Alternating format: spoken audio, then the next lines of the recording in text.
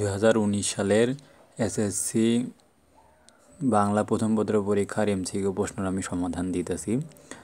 তো এই হচ্ছে 30টা এমসিকিউ, সকল বোর্ডের জন্য এমসিকিউটি ছিল। তো ফার্স্ট প্রশ্নটা ছিল বহিবীর নাটকের কোন চরিত্রটি কুসংস্কারপূর্ণ এবং ধর্মভীরু।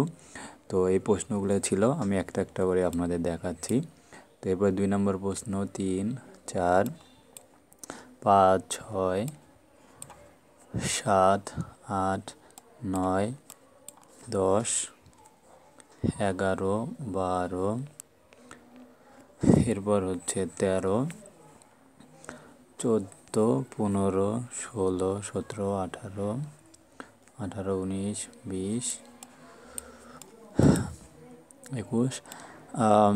গাইস, আমি আপনাদেরকে প্রশ্নটা দেখাচ্ছি আর আমি কমেন্টসে তো 30টা এমসিকিউ প্রশ্ন সমাধান দেওয়া থাকবে, তো আপনারা সেখান থেকে রাইট করে নেবেন। তো এই হচ্ছে 30টা প্রশ্ন। তো এখানে তো আমার এই প্রশ্নের সেটটি হচ্ছে খ সেট।